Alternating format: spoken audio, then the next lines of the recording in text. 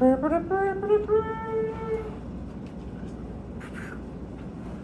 morning, listeners. Today on the Cold War podcast, we're talking about the Cold War. Interestingly, NATO is a group of 32 countries that, with the goal of protecting the people and the territory of its members. It was created after World War II. The Korean conflict was a war between North Korea, South Korea, and their respective allies. Grady? Speaking of conflicts, new communist countries have formed by the USSR, including the Eastern Bloc, which includes Mongolia, Vietnam, Laos, Cambodia, Nicaragua, North Korea, South Yemen, and China. The USSR aligned these countries, which are known as Second World countries. Another thing to note is that the Iron Curtain has formed, or is rather a political metaphor, which is the line between the communist Eastern Europe and the democratic Western Europe. This is also known as the Warsaw Pact. More things Cold War. The Hollywood 10. This refers to a group of filmmakers were cited for a contempt of Congress in 1947 for refusing to answer questions about their alleged involvement with the Communist Party.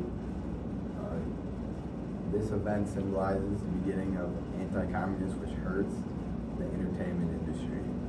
During the McCarthy era, individuals suspected of being communists or communist sympathizers were blacklisted from employment in many industries and lots, particularly in government and entertainment.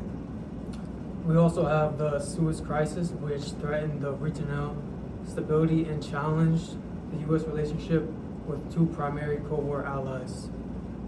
There's also been some revolts in Eastern Europe.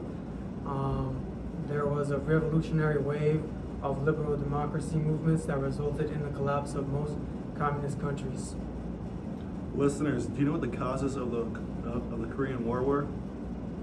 We'll give you a few seconds. 1, 2. Communist North Korea, along with China and the Soviet Union, wanted to invade non-communist South Korea.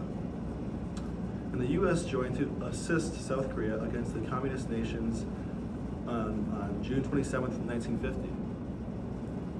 More things in Europe. The Potsdam Conference was the meeting of the Big Three, which is Joseph Stalin, Franklin D. Roosevelt, and Winston Churchill. Yep. After Germany surrendered, the goal was to try to get Japan surrendered.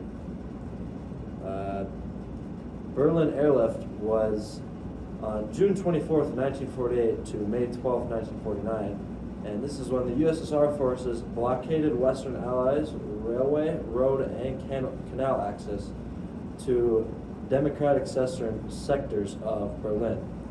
This resulted in the United States airlifting supplies for the military in Berlin. A lot of famous individuals came out of the Cold War. The Rosenbergs, Julius and Ethel Rosenberg, were American citizens who were convicted and executed in 1953 for espionage. They were accused of passing atomic secrets to the Soviet Union during the Cold War. Algier Hiss was a former high-ranking State Department official who was accused in 1948 of being a Soviet spy. His trial and his testimony was Whittaker's Chambers played a significant role in the feeling the Red Scare hysteria. Also during the Cold War, the CIA ran a data collection and analysis was important because it gave negotiations to the Soviet Union, determining U.S. strategy during the 1962 Cuban Missile Crisis. The Soviets responded with yet another launch, and space race continued. The success of the Sputnik had a major impact on the Cold War and the United States. In different news, the 30th parallel is the border that was made after World War II to separate North and South Korea. It still exists today. Truman versus MacArthur. The General of the Army, MacArthur, believed the best way to end the war with Korea was to invade China, and Truman disagreed, which made MacArthur get fired.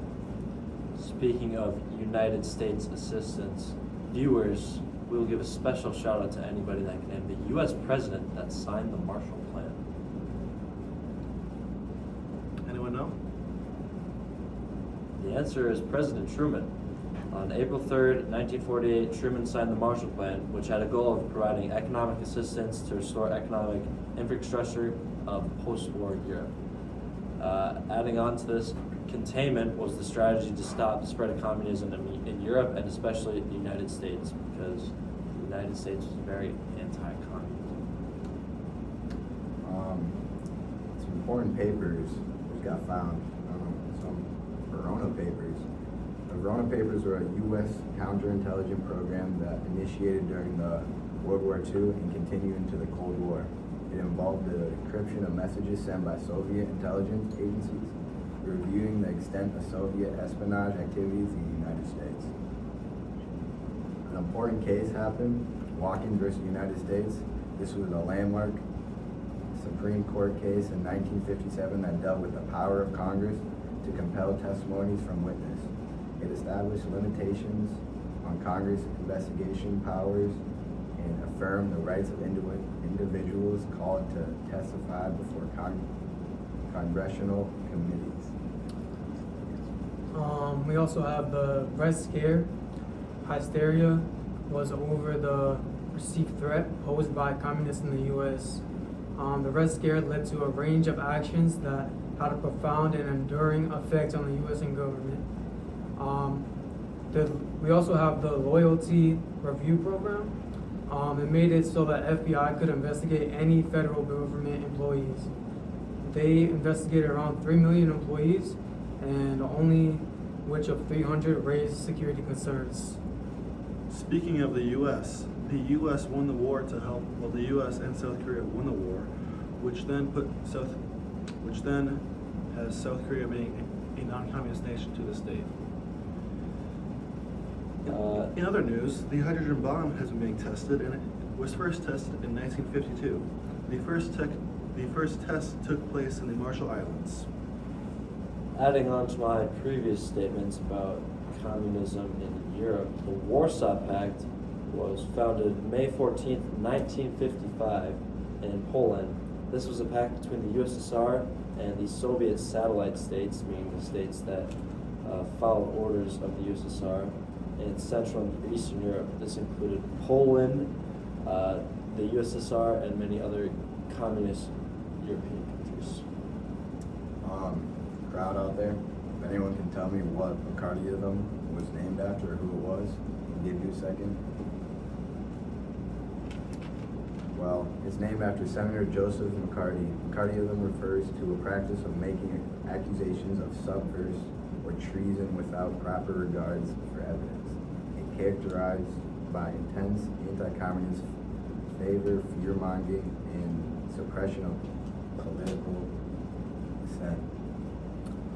The House Un-American Activity Committee was created to investigate alleged disloyalty and rebel activities on the part of private citizens and public citizens that were suspected of having communist ties. Interestingly, mutually assured destruction is the idea that no country would use nuclear weapons because each country would get destroyed with the use of it, because it is so powerful. Also, the domino effect is the idea that if one nation falls to communism, the neighboring nations would also fall. Ready? You know, I'm out of notes. I covered all my topics. Anybody else have anything? I got nothing else to say. I have two more interesting points. Massive retaliation is where a military retaliates with a much stronger force than it was attacked with.